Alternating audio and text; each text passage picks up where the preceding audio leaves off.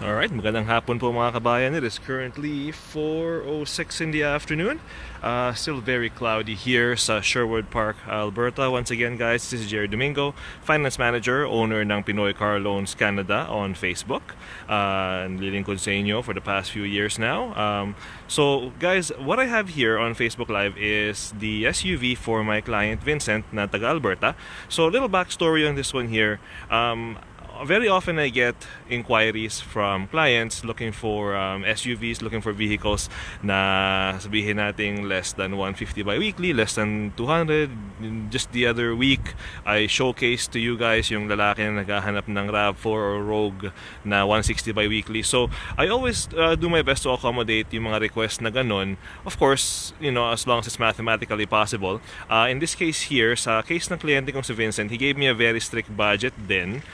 But on the flip side naman, Vincent is very open when it comes sa mga options ng sasakyan. So, you know, we initially got him approved on a different vehicle, but due to some unfortunate circumstances, we had to move over to this one here, which, you know, is actually a good unit din naman, right? Lower kilometers, younger. So Vincent, if you're watching, this video is for you. So guys, ito po ay isang 2017 Ford Escape SE with the 1.5 liter EcoBoost engine. So sa lahat na nakakakilala sa akin, sa lahat na nagfa-follow ng aking page and who has followed my page for years, alam niyo na very rarely ako mag-recommend ng Ford, right? And I even told Vincent this, right? I'm not gonna shy away from telling my clients yung mga pros and cons ng bawat brand na nagugustuhan nila, and the Ford is no exception, right? But, you know, given the circumstances nga, and regarding the budget and the approval, this is the best unit that I could find for him, and it works really well para sa kanya. So I wanted to do a little quick Facebook Live video so I can showcase the features and benefits that this vehicle has. So first and foremost, as you guys can tell, it's an SUV, right? SUV siya, all-wheel drive, right? Kasi ba't ka bibili ng SUV sa Alberta na hindi all-wheel drive? That doesn't make any sense. Nagsayang ka ng pera mo. So as you can see there, very clean unit, right? Wala siyang major dents, major scratches, major bumps. Oh, actually there is one. Vincent, if you're watching, and I never shy away from doing this, I want to show you this. So meron siyang crack dito, here. So just mainly aesthetic, right? I think this is just an issue where nagpa-park yung previous owner, nabangga niya yung poste sa harapan niya kasi crack lang eh, maliit na crack lang siya dito, right? Overall, as I mentioned, aesthetic hindi nakaka-apekto sa drivability ng sasakyan. So I just wanted to point that out to you, no. So, you know, that, you know, yung idea kong yun is supported by all these marks. So I'm thinking tumama lang to sa pader o sa poste na nagpa-park siya, right? Otherwise, the vehicle is clean. I'm gonna go do a quick walk around sa katawan niya. You can see there, wala na siyang ibang tama. So I think this is an unfortunate parking incident, right? You know, we're humans, right? We make mistakes. I think yun ang nangyari sa previous owner. But as you can see, malinis yung katawan, right? So SE EcoBoost 4-wheel drive, right? Ayan yung kanyang backup camera. And yung kanyang mga backup sensors, it does have backup sensors, 1, 2, 3, 4 sa likod. Extra safety when you're driving, obviously, right? So one thing I'm gonna point out, Vince, it does have the LED daytime running lights dito. And it does have fog lamps, which are nice, right? If you're driving sa rural Alberta. Rural Alberta. Bubulol na ako. Right? Those are nice features, nice extras to have.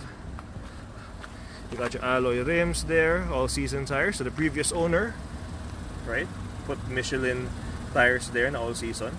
So whoever the previous owner is, thank you very much for maintaining this vehicle. At sa ngayon ay mapupunta siya sa kliyente ko ng malinis din. So let's start sa likod. So one of the main concerns ni Vince was he wanted to get an SUV na safe for driving during the winter time.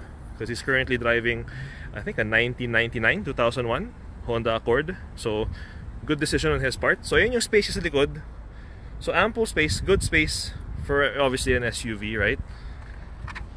Yan yung kanyang spare tire. So, hindi nagamit. As you can tell, malinis. Yung mga tools niya, dyan din. Let's put that down. Now let's go here, passenger side. So really good leg room, right? Kids and adults, good leg room there. So Vince, previous owner, left the winter floor mats for you, so hindi mo na kailangan gumastos ng extra for that.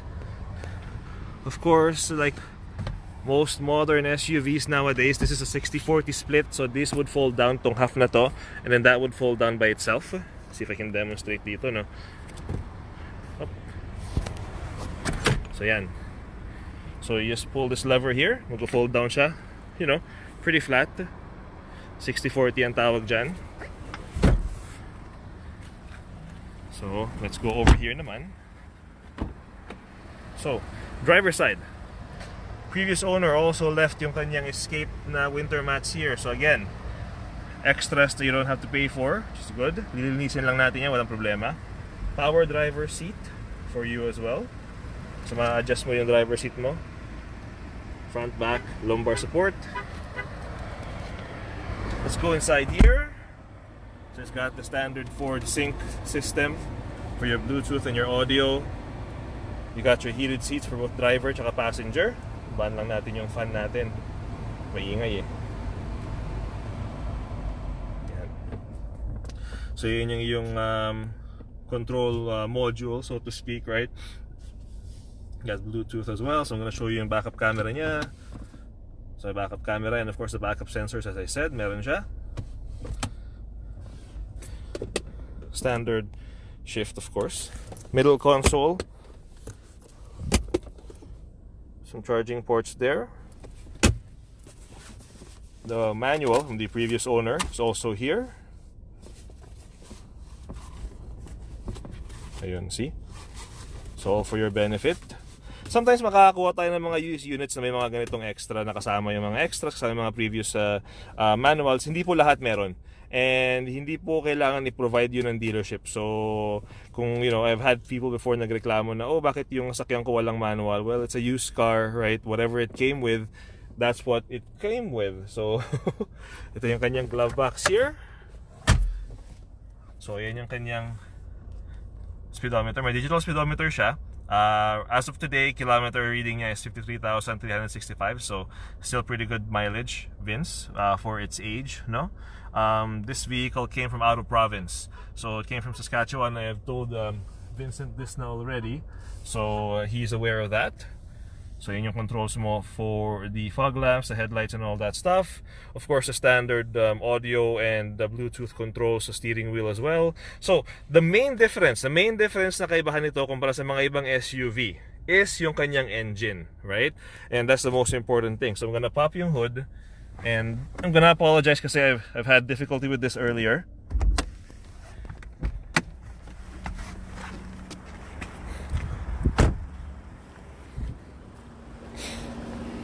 Kaya ako makuha ko ulit, ha.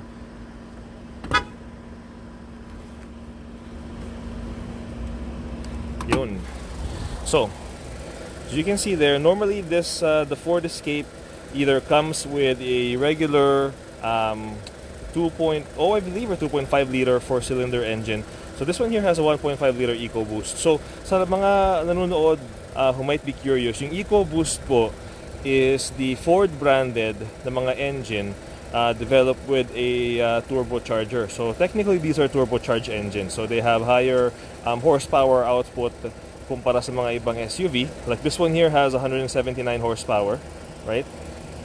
1.5 liter, so fuel displacement hindi ganun kataas, but at the same time, right, you do get that extra bit of power for something so small. So mainly fuel economy. I've told Vince na rin the pros and cons of owning a vehicle na mayroong turbo engine, right? So a little bit of extra maintenance goes a long way, right? But for what it's worth, it is considered an extra. It is considered a benefit if your vehicle has it. So this one here, we got lucky, nakahanap tayo ng 2017 na nag-fit sa budget ni Vince. Meron na siyang 1.5 liter na EcoBoost na engine. So, and of course, you can see malinis pa yung makina, malinis yung engine bay. Close that up. Ayan. So, not much to say. It's a great starter vehicle for Vince.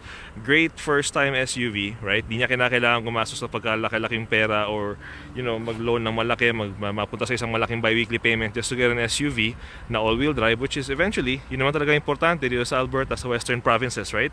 Yung naka all-wheel drive tayo na SUV. So, Vince, it took a lot of work and muntik na bawiin yung approval natin, but we pulled it off. Here it is. Congratulations. I will see you next week or maybe Thursday, parang sabi mo. We'll see if we can make something work. Otherwise, guys, sa lahat na nanonood, this is a 2017 Ford Escape SE with the EcoBoost engine. Thank you very much po sa inyong lahat, and I'll see you guys in a later video.